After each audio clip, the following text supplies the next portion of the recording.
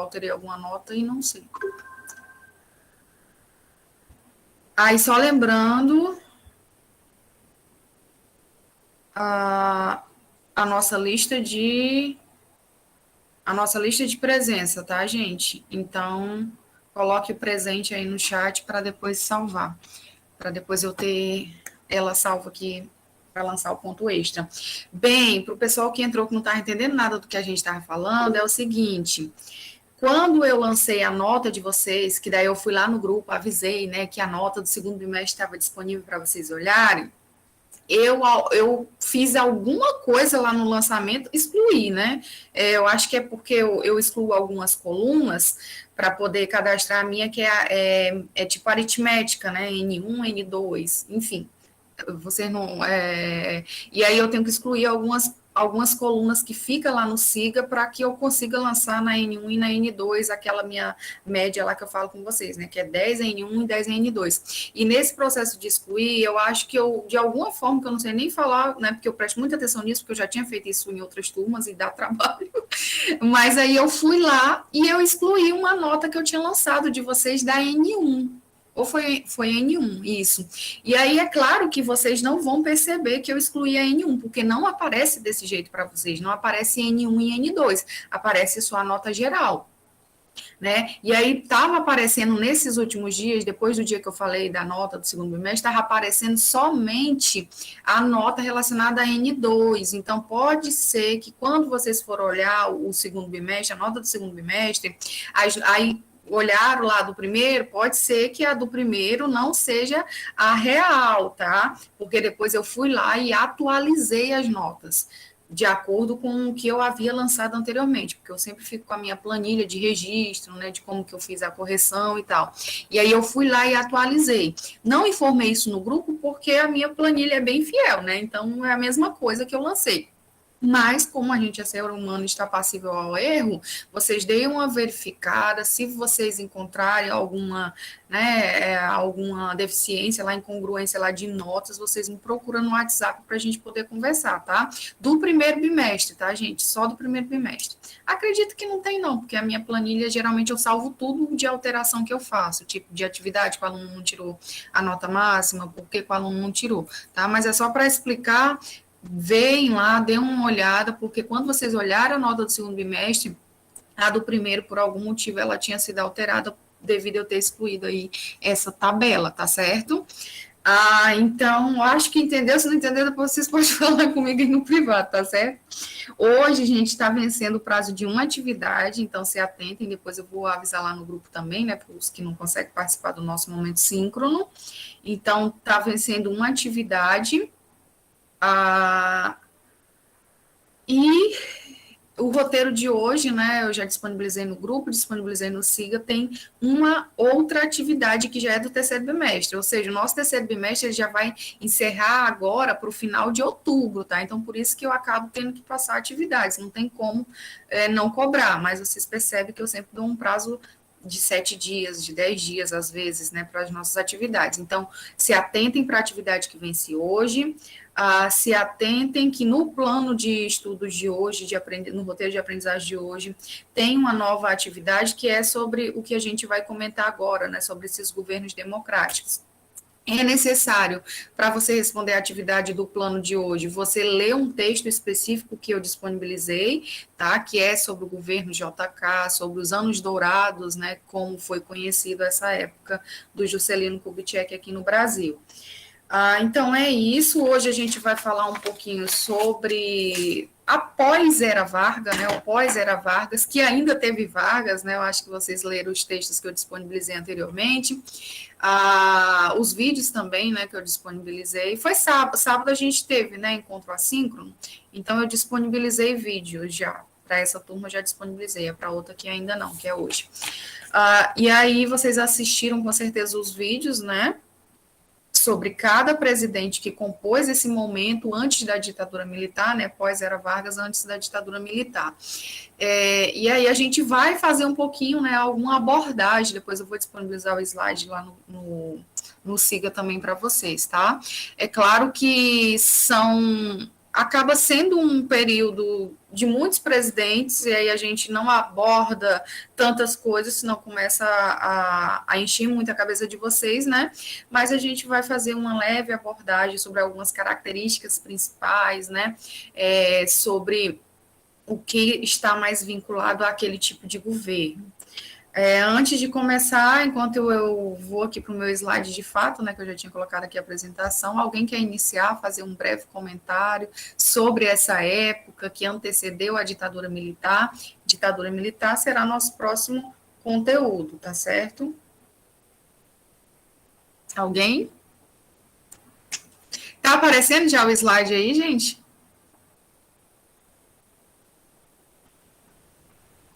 Tá sim, professora. Tá, né?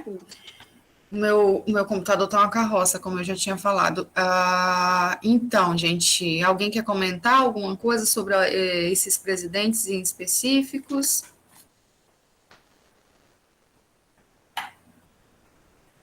Então, vamos lá, né? Qualquer coisa vocês podem falar aí durante a minha fala, no final, tá bom? Então, vamos falar aqui basicamente sobre como foi o pós-era Vargas, né? Então, Vargas, ele é obrigado, né, a deixar o poder em 1945. Em 1945 acabou um longo período na história, né, de 15 anos, onde Vargas ele esteve à frente do poder, né, inicialmente um governo provisório, depois um governo eleito por uma constituição, depois com um golpe de Estado, né, com a implantação de um Estado novo, onde era um modelo autoritário, né, não totalitário, mas ele era um governo autoritário, né, com características de autoritarismo, e também, nesse momento de Estado Novo, ele se aproximava muito de algumas ideologias, né, pregadas naqueles regimes totalitários. No entanto, no decorrer da Segunda Guerra Mundial, Vargas ele é obrigado, né, a assumir um lado durante ali o conflito, e o lado que ele assume é justamente o lado contrário aos países dos regimes totalitários, tá? Então, internamente dentro do Brasil, ele já começa a ter uma figura desgastada justamente por ter uma contradição em seu governo, né, defender democracias lá fora e dentro ter um regime que não permite a democracia. Então começa aí a cada vez mais ganhar força movimentos contrários e pedindo o fim da era Vargas no Brasil, né? É claro que a saída de Vargas ela também foi um pouco conturbada. Cheguei a comentar com vocês que surgiu aí no Brasil naquela época movimentos que eram sim a favor da volta da democracia, no entanto, eles queriam que essa democracia ainda fosse conduzida por Vargas. Então, movimentos queremistas, né, queremos Getúlio, né, queremos a democracia, mas essa democracia tem que ser guiada, tem que ser conduzida por Getúlio Vargas. Então, vários movimentos ganharam as ruas atrás de Vargas como sendo, né, a pessoa que daria sequência àquela transição do Estado Novo para a democracia. Muitas dessas pessoas ligadas, né, a grupos de trabalhadores que acabavam reconhecendo Getúlio Vargas como a pessoa responsável por dar, né, os direitos aí, por conceder os direitos trabalhistas, porque foi aí durante os governos de Vargas que a gente teve a CLT, né, e dentro da CLT a gente teve a garantia de a consolidação das leis trabalhistas, né, e dentro da CLT nós tivemos aí a garantia de vários direitos, né, que já vinham sendo clamados aí socialmente desde quando acabou ali, digamos que o império, né, quando se iniciou a industrialização, a mão de obra operariada, então muitos imigrantes vieram também da Europa, esses movimentos já existiam lá fora, então eles começaram a se enraizar também dentro do Brasil. Então, com medo, né, que Vargas de novo fizesse alguma manobra política para permanecer por mais tempo no poder, né? Alguém entra. Então, para permanecer mais tempo aí no poder, o que aconteceu? Membros, né, militares dessa época fez tipo uma espécie de negociação, mas assumiram o poder, né? Pediram que Vargas se retirasse do poder para poder conduzir um processo de volta democrática pacificamente. Então, é nesse momento que a gente tem Getúlio Vargas, em 1945, sendo obrigado, né? Porque os militares pediram isso para tentar conter os ânimos populacional também, e porque viam Getúlio Vargas uma ameaça, né? Os militares voltaram muito prestigiados da Segunda Guerra Mundial devido à participação ao lado dos países vencedores, né? E aí, com isso, o Vargas ele acaba deixando o poder, não deixa a política, ele vai ainda ser senador, né, pelo Rio Grande do Sul, e depois ainda vai voltar lá na frente, tá certo? Mas o presidente que vai assumir no processo eleitoral, no pleito eleitoral, também é um militar, ele vai ganhar aí essas eleições, que é o Eurico Gaspar Dutra, então é o primeiro presidente da República Democrática pós Era Vargas. Eu estampei aí o slide com a imagem de Brasília, né?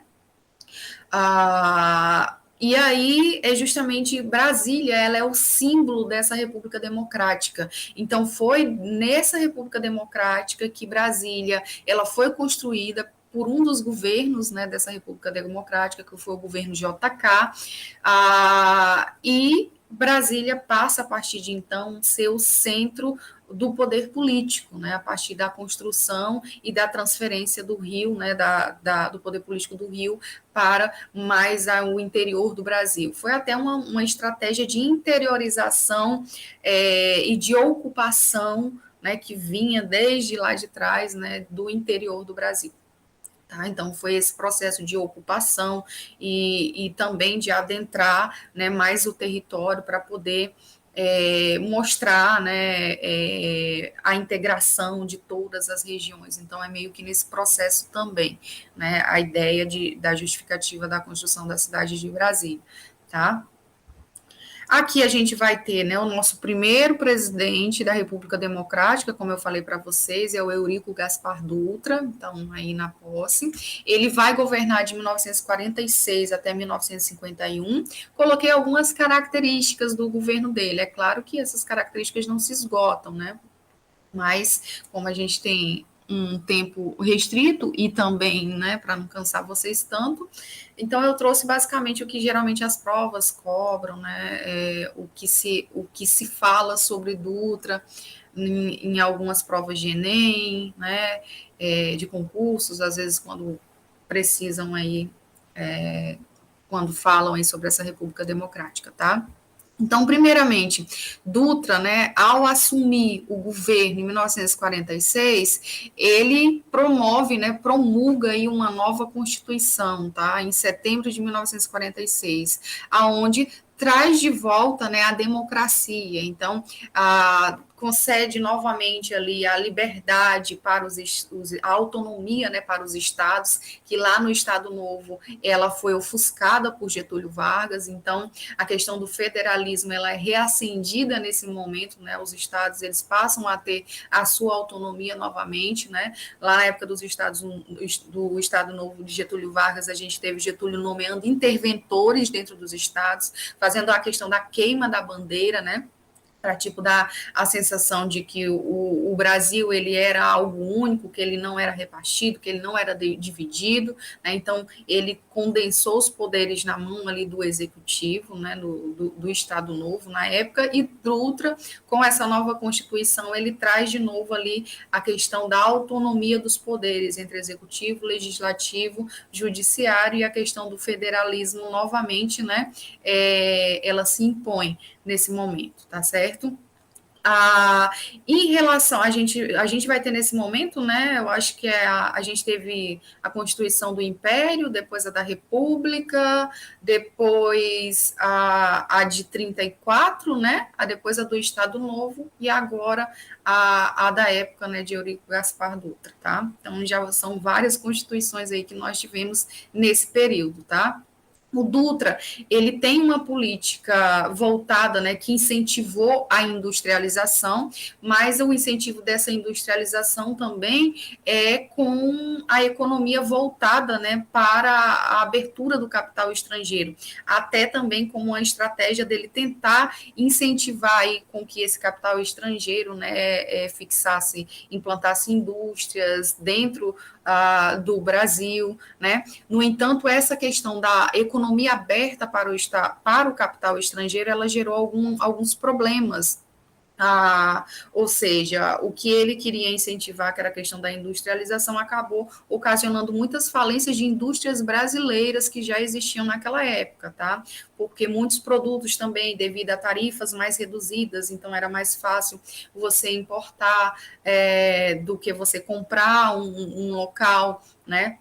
Então, muitas indústrias aí brasileiras nesse processo faliu, tá? Houve nesse momento a questão da ilegalidade do PCB, que é o Partido Comunista do Brasil. Lembre-se nesse momento que a gente tinha instaurado um período de Guerra Fria. Então, Dutra, ele é totalmente aliado ao país, né, com a ideologia capitalista que era os Estados Unidos. Então ele se voltou totalmente, né, aos Estados Unidos. Então ele tomou partido e se aliou aí aos Estados Unidos enquanto ideologia capitalista, tá? Tinha relações comerciais, cortou relações comerciais aí com países ligados aí ao socialismo também. E com isso ele acaba adotando algumas medidas contrárias a essa questão do socialismo no Brasil, como a própria ilegalidade do Partido Comunista Brasileiro. O Partido Comunista Brasileiro tinha deputados, tinha senadores que tinham sido eleitos, né? E todos tiveram seus mandatos cassados, tá? Nessa época, justamente devido aí essa questão dele ter se aliado ao capitalismo, tá certo? Proíbe greves nesse momento aí de ilegalidade, de clandestinidade do PCB, então tem alguns momentos que ele chega a proibir greves, manifestações de cunhos sociais, né? Caça jogos, então foi na época do Dutra, né, que os jogos eles foram proibidos, né? A existência dos cassinos também. Então, mas a grande marca dele é essa economia aberta ao capital estrangeiro, tá? Que era algo diferente do nacionalismo lá de Getúlio Vargas. Então, Dutra, ele vai ficar de 1946 até 1951. O próximo governo que nós vamos ter após o Dutra é justamente Getúlio Vargas. Então, a questão do Dutra ter aberto demais o Brasil para o capital estrangeiro, ter feito com que muitas indústrias brasileiras tivessem falido, começa a gerar inúmeros problemas dentro do Brasil. Né? E com isso, nas eleições, né, de 50, que Getúlio Vargas assume em 51, o Getúlio Vargas, que tinha uma política nacionalista, ele acaba sendo o candidato, né, ideal para assumir novamente aí o Brasil, né, a presidência aí do Brasil. Então, o povo acaba votando, né, então ele volta aí nos braços, acolhido pelas massas, né, pela massa popular, né? Então Getúlio Vargas volta e assume aí o seu mandato. É claro que ele não chega até o final, porque como vocês sabem, né, o Getúlio Vargas ele acaba sofrendo muita oposição no seu governo, né? Então tinha um grupo que era a oposição, né, que era um grupo de conservadores que surgiu ali após o final do Estado Novo, então girava em torno da UDN, que era um grupo mais conservador, aliado às elites, né, aos grandes empresários, e aí tinha o PTB, né, e o PSD, e que foi resquícios ali da era Vargas, que surgiu dentro, né, do seio ali dos grupos de Getúlio Vargas. Então, era basicamente esses grupos políticos que existiam nessa época, e Getúlio Vargas sofreu muita oposição da União Democrática Nacional, né, que era aí a questão da UDN. Inclusive, o líder da UDN, né, o Carlos Lacerda, ele sofre um atentado. Esse atentado vai cair nas mãos de Getúlio Vargas, como sendo, né, a pessoa que fez ali o atentado. Culmina com a morte de um militar que fazia segurança do Carlos Lacerda, da UDN, e isso meio que é o estopim para que Getúlio Vargas cometa aí o suicídio em agosto de 54, tá? Mas vamos falar aqui, né, apontar algumas características do governo de Vargas. Então, um programa de expansão industrial, então, ele continua com aquela política nacionalista, né, de incentivar o capital brasileiro, as indústrias brasileiras, né? Então, a gente tem a priorização, né? Uma política voltada para a priorização de empresas públicas. É dessa época a questão do petróleo é nosso, né? Da criação da Petrobras, né?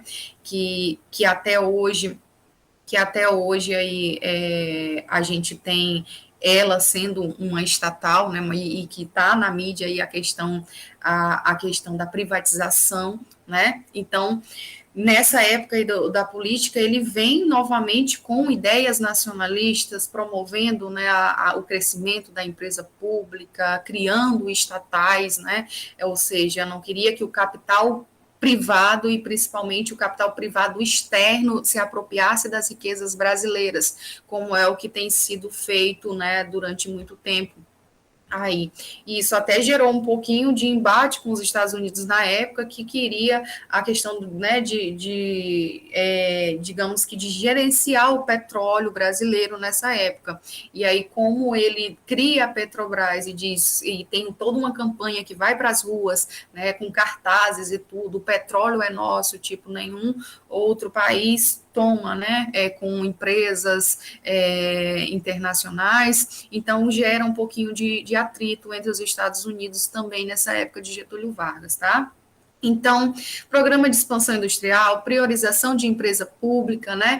Foi na época de Getúlio Vargas, é claro que a indústria automobilística ela está muito voltada para o JK, que é o próximo presidente que vai vir, mas foi na época de Getúlio Vargas que ele já começou a tecer regras e a fazer, né, um cenário propício para a instalação das indústrias automobilísticas no Brasil. Então, de proibir que carros, né, viesse, né, para o Brasil de outras montadoras lá de fora, então de proibir peças, né, então ele tentou incentivar a criação de indústrias dentro do Brasil que fabricasse peças, que fizesse a montagem aí dos veículos, tá? Então já é no Getúlio Vargas que a gente tem aí esse terreno sendo digamos que cuidado, né, para que a indústria automobilística ela se expanda ali no governo de JK, tá certo?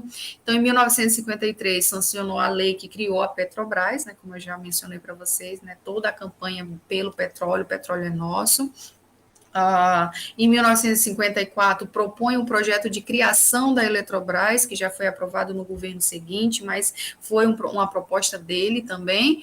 E, como eu disse, ele sofreu duras oposições e ataques, justamente por ter um passado que os conservadores, né, a UDN, atrelava ele como um ditador, né, um autoritário, que realmente ele foi lá no Estado Novo.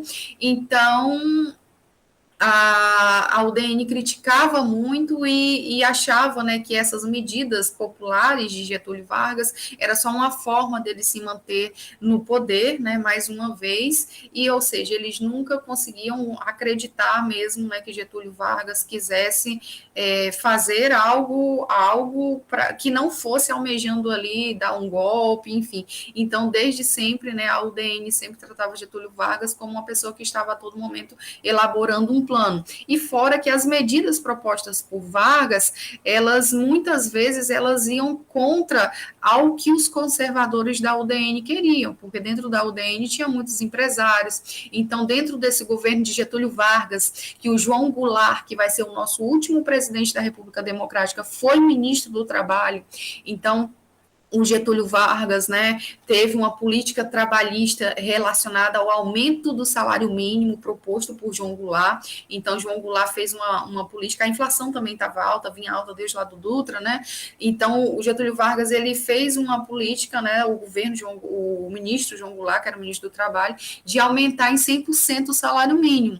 Né? É claro que os trabalhadores adoraram essa ideia, mas o empresariado eles ficaram, né, pé da vida. E aí, com isso, a oposição vai crescer muito mais em cima de Getúlio Vargas, vai fazer com que o Getúlio Vargas tire o João Goulart do cargo de ministro do Trabalho. No entanto, ele acaba ali aceitando o aumento, né? E tudo isso vai fazer com que o governo de Getúlio Vargas ele vai sendo, né, cada vez mais atacado pelos jornais de oposição. E com isso, né, o Carlos Lacerda, líder da UDN, nessa época, ele acaba sofrendo um atentado, né? E esse atentado leva à morte um dos militares que fazia a sua segurança, que era contrário a Getúlio Vargas também, tá? Então, esse militar morre, né? O Rubem Vaz morre, e aí depois, nas investigações, deu que o atentado foi o guarda-costas lá de Getúlio Vargas quem organizou, né, que foi o Gregório de Matos, tá? E aí, com isso, a oposição, ela se fortalece no governo de Getúlio Vargas, ele sendo acusado desse atentado contra a oposição, né, e com isso eles começam a pedir o afastamento de Getúlio. E aí o Getúlio Vargas, sem ver saída nesse momento, ele acaba cometendo aí o suicídio dentro do Palácio do Catete, né, onde ele dizia que do catete ele só saía se fosse morto, e realmente foi o que aconteceu. Em 24 de agosto de 1954, ele cometeu aí o suicídio, né, com um tiro, e causou um grande clamor social essa morte de Getúlio Vargas, tá? Inclusive os jornais, né, de oposição que teciam ataques à figura de Getúlio Vargas foram apedrejados, carros dessas reportagens foram apedrejados, porque ele deixa uma carta, eu até falo para vocês, leiam a carta testamento, né, de Getúlio Vargas, que é aquela lá que eu cheguei a deixar até um trechinho em um dos meus roteiros, que tem a frase dele, né, saio da vida para entrar na história. Então, até a carta do Getúlio Vargas foi algo, né, que impactou. Então, é uma pessoa que realmente ele tem uma personalidade muito forte, que teve uma participação política muito forte no Brasil, e até a saída da política e a saída da vida dele gerou impactos aí na sociedade, que nesse momento, né, foi para as ruas contra e essa oposição, contra os ataques que desferiam aí contra o Getúlio Vargas, mesmo sendo, né, o Gregório Lacerda lá sendo acusado de ter feito aí o ataque contra o Carlos Lacerda. Então, foi um governo que acaba a vida, né, a participação política em 1954, mas até hoje está aí nos livros de história, sendo passível de, nossa, quem foi Vargas mesmo, né? Os historiadores não chegam aí a um entendimento do que foi, de quem foi Getúlio Vargas, né? Esse é uma foto, uma imagem aí do velório de Getúlio Vargas, então gerou uma comoção, filas quilométricas de pessoas querendo ver Vargas ali no caixão, né? E o próximo governo, que acaba sendo um governo que é por pouco tempo, que é o vice do Getúlio Vargas, que é o João Fernandes Campos, o Café Filho, ele fica de 1954 a 1955. Teve problemas de doenças, foi substituído pelo presidente da Câmara dos Deputados, o Carlos Luiz, né? E então ficou aí, digamos, praticamente pouquíssimo tempo mesmo, né? E durante os, digamos, organizações para as novas eleições, né, a gente tem a UDN tentando dar um golpe de Estado. Então, o golpe que vai ocorrer lá em 1964, ele já foi tentado ali quando Getúlio Vargas morreu e quando Juscelino Kubitschek vai assumir a presidência, porque a UDN, que teve o candidato, que não teve, né, o candidato, digamos que o candidato dela vencedor, né, que é o candidato que concorreu com o JK, né, assim, a nível, foi um brigadeiro, né, militar nessa época, e aí ela acabou não elegendo.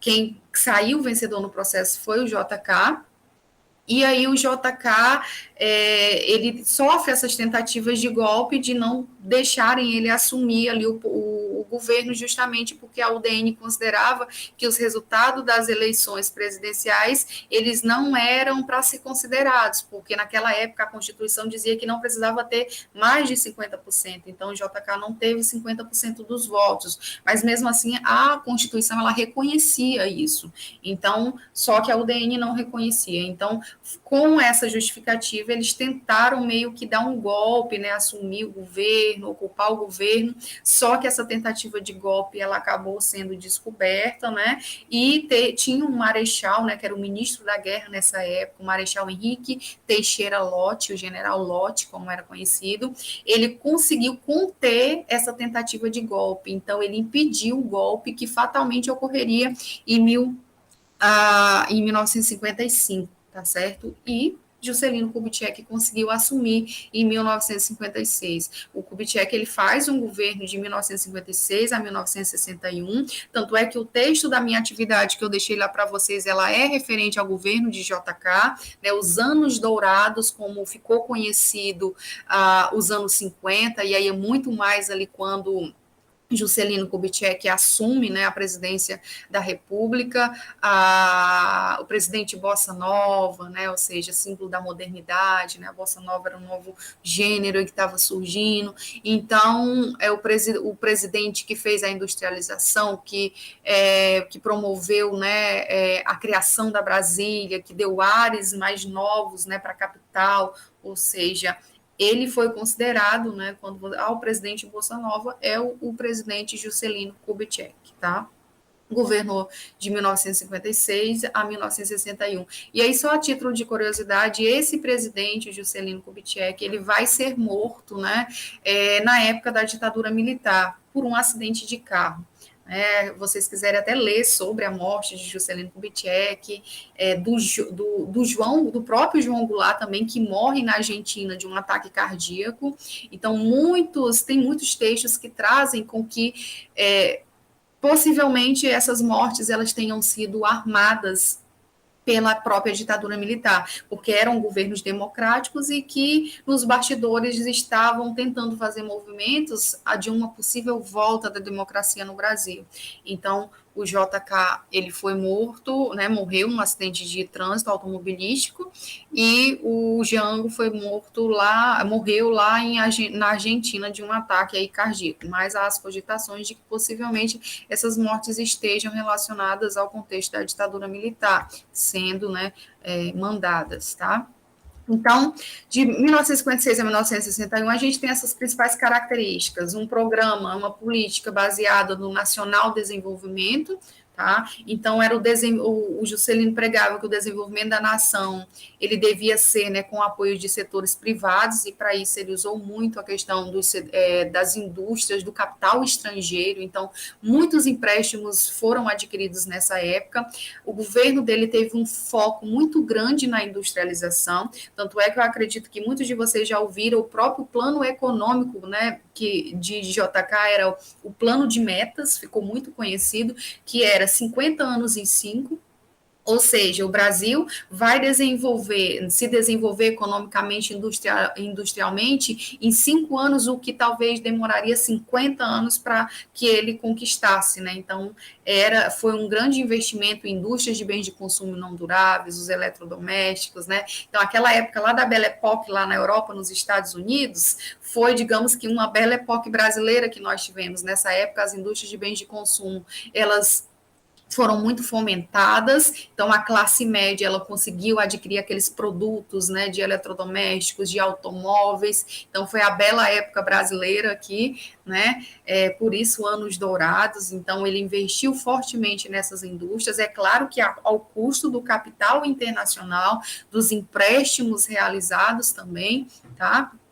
E outra também indústria que ele ajudou a consolidar e que ganhou ares aí nessa época foi a indústria de bens de consumo duráveis, né, que foram as automobilísticas. Então, veio, né, desde uma política muito forte, desde a época do Getúlio Vargas, mas na época do JK, essas indústrias, elas se expandem muito mais, então tem várias montadoras, né, vindo para o Brasil, produzindo os automóveis aqui brasileiros, tá?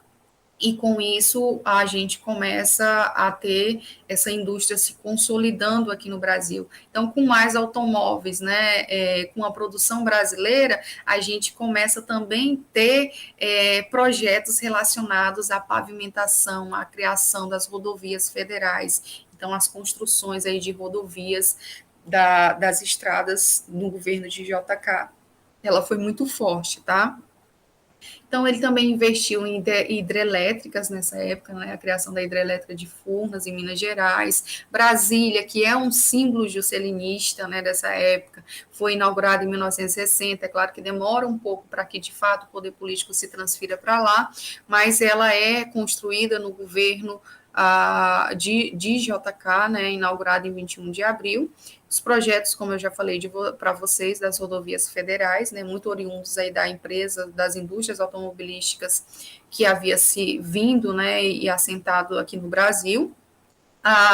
Tem também, da época do governo de JK, a criação da SUDENE. O que é a SUDENE? É a Superintendência de Desenvolvimento do Nordeste.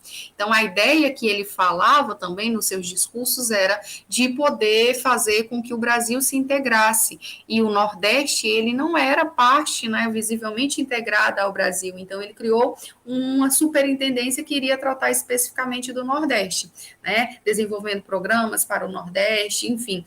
O que aconteceu com a SUDENE foi simplesmente, ela foi palco de corrupção, muito desvio de dinheiro, e o governo dele, ao final, ele começou a ser muito criticado, justamente pelas dívidas contraídas para investir nessa industrialização.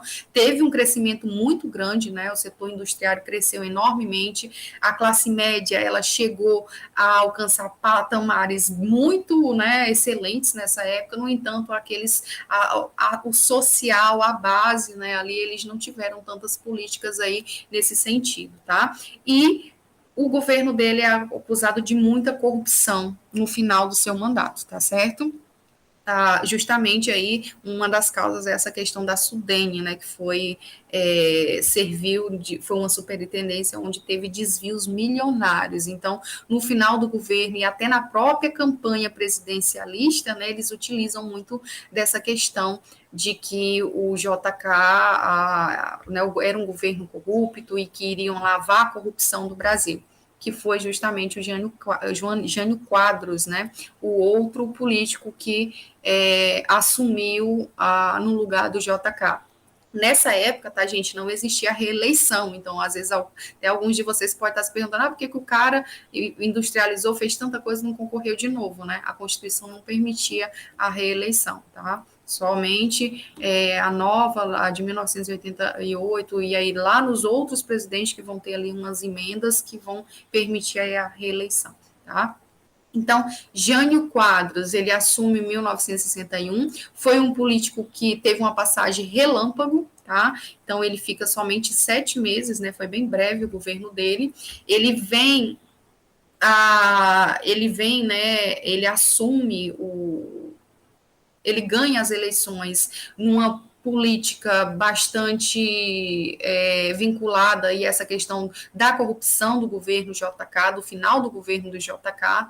Então, ele traz a vassoura como símbolo da propaganda política, ele leva para os comícios, ele sobe com a vassoura nos comícios, né? Tinha até um jingle lá, uma marchinha que é varre, varre, vassourinha, né? Então, vocês podem até assistir aí no YouTube. Geralmente eu levo para a sala de aula, mas vocês podem até assistir o jingle lá, né, da campanha do Jânio Quadros, o Varre, Varre, Vassourinha. Então, era uma campanha que ganhou o gosto popular, porque as pessoas queriam, né, que realmente a corrupção fosse varrida da sociedade, e aí ele propunham isso. Ele já era um político bem consolidado lá no estado de São Paulo, e aí, com isso, ele chega com essa proposta de varrer toda a população, de varrer toda a corrupção, desculpa, é que eu vi aqui populista, li a população.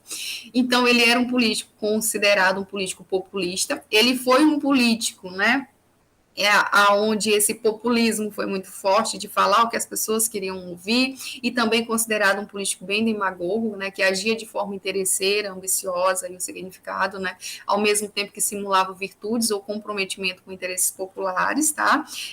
O Jânio Quadros, nos comícios, né, que levava as pessoas aí à euforia e tudo mais, ele foi uma pessoa que se sentava no meio do povo, que comia um pão com mortadela ali para dizer que era do povão, sabe?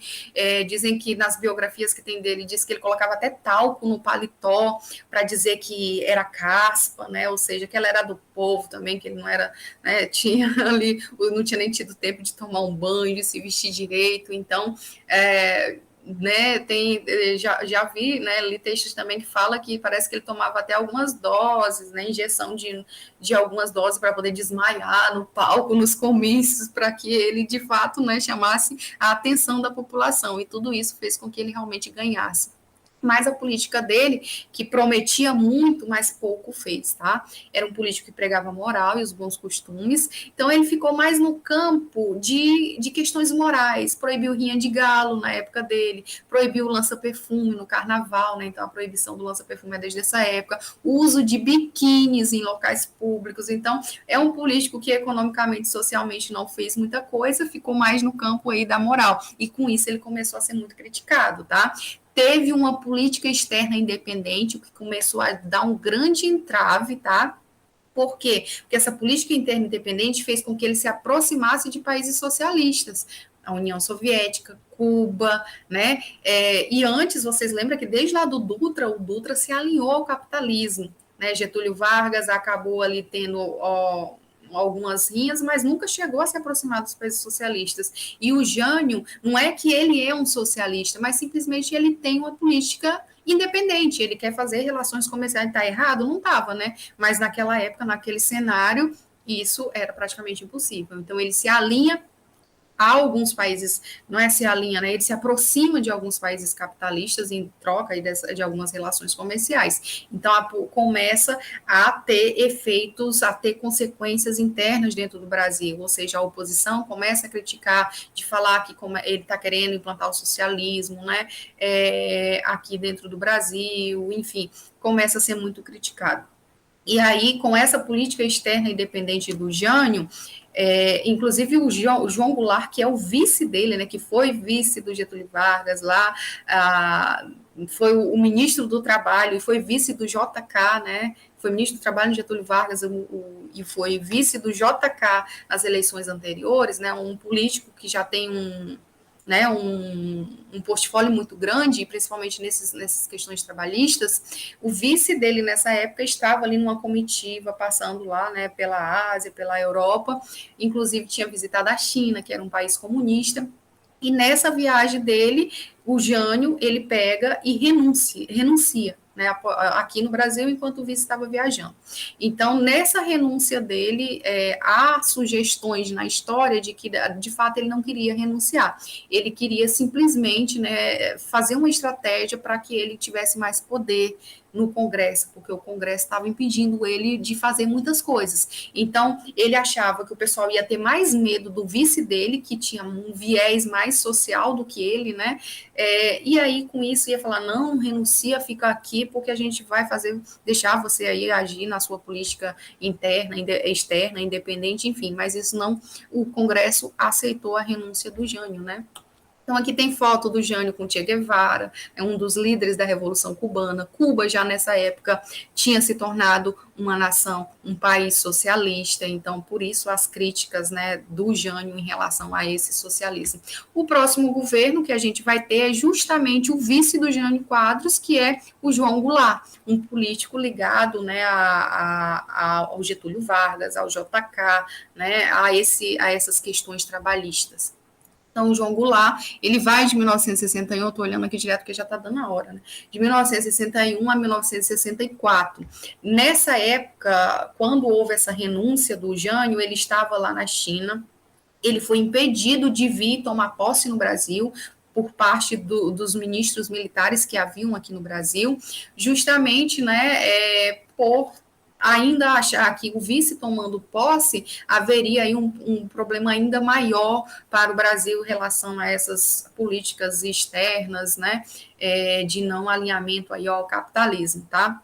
Então, a ideia, né, dos ministros do Congresso naquela época foi instituir um regime parlamentarista no Brasil. Então, nós tivemos, tá, gente, o regime parlamentarista 2 vezes no Brasil, lá na época do Segundo Reinado, aonde na época, né, a gente tinha.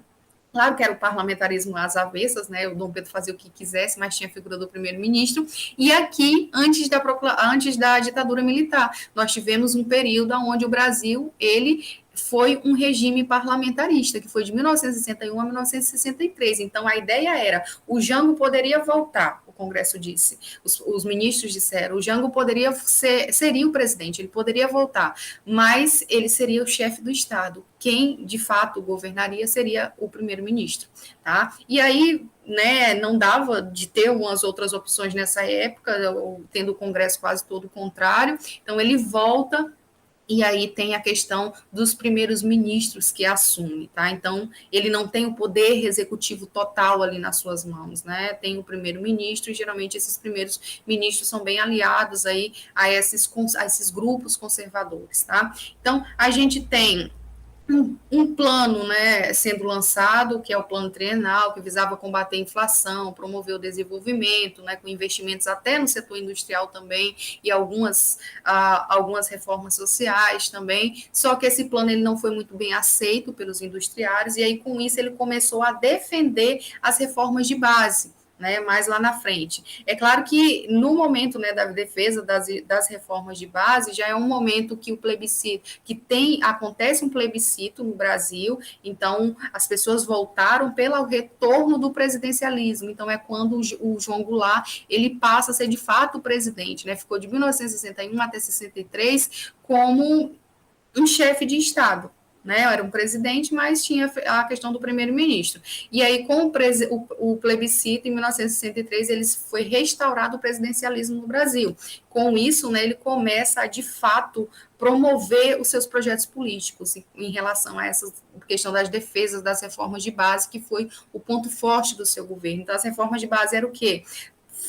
Fazer políticas voltadas para a educação, para a política agrária, para a tributação, né, e para o eleitoral também, ou seja, né, e aí uma das que começou a ser muito criticada foi justamente as questões das políticas agrárias, né, da reforma agrária que era proposta, ou seja, todo mundo que falava em ter reforma agrária era taxado de socialista, não que o Jânio fosse socialista, não que o João Goulart fosse socialista nessa época, muito pelo contrário, eles foram políticos, né, principalmente o Goulart, né, ele foi político que partiu para uma política mais social, aonde incorporasse parte da população que durante muito tempo foi excluída, mas os setores conservadores não aceitaram isso e taxaram ele de querer implantar o socialismo no Brasil, e com isso seria uma desforra, né, seria uma afronta para todo mundo, né, que seria uma baderna o socialismo no Brasil. Então, começou a se ter um grande medo, começou a se criar na cabeça das pessoas que o Jango estava querendo implantar o socialismo no Brasil, tá? Então, conceder os votos aos analfabetos já era a ideia também do Jango, colocar mais impostos para os ricos naquela época. Então, isso forçou, né, com que as forças conservadoras da época se unissem contra o presidente, né, o Jango, e acabou depondo ele, né, do cargo político de presidente. Nessa época, ele pediu asilo político lá no Uruguai, e tempos depois, já na época da ditadura militar, ele vai morrer, né, findar a sua vida lá na Argentina. Então, ele ficou entre o Uruguai e a Argentina, tá? Então, a partir do momento que essas forças conservadoras, elas se uniram, teve até um comício que foi já no final aí, né, do João Goulart, que é um comício que foi realizado, aí outra sugestão, leiam esse comício, a fala dele para a população, nascendo comício realizado por João Goulart, na central do Brasil. Então, sabe, foram falas que realmente não tinha uma intenção, mas que acabou afrontando os grupos conservadores que existiram. E aí eles revidaram, fazendo uma marcha da família de Deus para a liberdade. Então, grupos aliados à igreja, grupos aliados aos grandes proprietários, né, que defendiam a moral e que a recusa total do socialismo no Brasil. Então, esses grupos, eles se organizaram uma grande passeata que conseguiu até mais gente do que o comício dele lá na Central do Brasil, e aí fizeram uma grande marcha mostrando, né, o descontentamento contra o presidente, tá? E aí, com isso, essas forças conservadoras, elas se unem e, de fato, né, chega lá no Rio de Janeiro, aponta canhões lá para o palácio e fala, né, que quer a renúncia dele. Então, é claro, né, que nesse momento dizem que ele até poderia, sim, ter se insurgido, né, se levantado, ter feito um movimento. Tinham pessoas que defenderiam ele, no entanto, ele não queria uma guerra civil dentro do Brasil, era uma ideia dele, ele não queria, né, essa guerra civil, até porque seria uma guerra que teria também o apoio dos Estados Unidos. Hoje já se sabe que a Marinha norte-americana, ela estava, né, hoje em dia já foi divulgado documentos, né, já tem que a Marinha norte-americana, ela tinha navios e que esses navios estavam autorizados a qualquer momento a auxiliar o golpe, porque os Estados Unidos, vocês lembram, os Estados Unidos, eles estavam auxiliando ditaduras em todo o cone aqui da América Latina, não foi só o Brasil, né? Nós tivemos no Chile, no Uruguai, né, na Argentina. Então, assim, o Brasil também foi auxiliado aí pelos governos dos Estados Unidos, tá, gente? E aí é isso, eu sei que é muita coisa, o nosso tempo, inclusive, já acabou. Quem não assinou, assina. Vocês acham que já tem aula até com outro professor agora, né? Acho que todo mundo já assinou, né, gente? Aí que tá. Alguém quer falar alguma coisa? Vocês estão muito calados, parece que eu estou falando só para o computador. Se não, eu sei que vocês estão tendo aula, né, já com outro professor, talvez, até online. Vai ser assíncrono. Ah, vai? Então deixa aberto aí, se alguém quiser falar, eu ainda tenho um tempinho antes de entrar na outra sala. Na sexta-feira que vem, enquanto alguém quer ou não falar, o que está acontecendo que hoje dessa sala participaram poucas pessoas, geralmente entram mais. Está tendo alguma outra... Preguiça. Ou é a internet que está ruim, não sei. Ontem a minha internet à noite estava horrível. E aí, gente, dei uma olhada lá nas notas, tá? Se qualquer dúvida pode falar comigo. Na semana que vem, de acordo com o nosso cronograma, é a ditadura militar, só que aí vai ser textos, tá? Vai ser outras coisas. Não tem esse momento síncrono na semana que vem, não, tá? Se alguém quiser falar alguma coisa aí sobre os governos, o Lucas, o Henri, a Ingrid, Camille, Maico, Kelsey, são os que estão aqui, né? Senão a gente termina, a Giovana entrou, mas saiu, né? Depois caiu, talvez. Ou tá? Não pode estar, então. E aí, gente? É isso, né, então? Então, até, né? Estudem, leia a carta suicídio lá do Getúlio Vargas. O Jânio também, ele tem uma carta de renúncia. Hora ou outra, essa carta de renúncia do Vargas cai em Enem, tá? Desculpa, de renúncia do Jânio. Então, às vezes, né, que tem muitos pontos que são parecidos com a carta suicídio do Vargas. Então, leia a carta de suicídio de Getúlio Vargas, a carta de renúncia lá do Jânio, né, do Breve, lá que ficou só 7 meses no governo. Leiam lá a fala do João Goulart no comício da Central do Brasil, que fez com que a oposição ficasse mais pé da vida com ele ainda, né, para poder fazer ali o golpe que instalasse a ditadura militar no Brasil, tá bom? Então, é bem legal vocês lerem, porque geralmente quando tem questões nesses estilos no Enem, elas se voltam para esses documentos, tá certo? Vocês vão conseguir entender ali muita coisa sobre esse contexto. Então, é isso, eu vou interromper aqui a gravação, e aí já vou sair, porque eu vou ter que ir para outra sala agora, tá bom? Então, tchau, bom final de semana para vocês. Tchau, professora. Tchau, professora. Tchau, Boa semana. para vocês também, viu?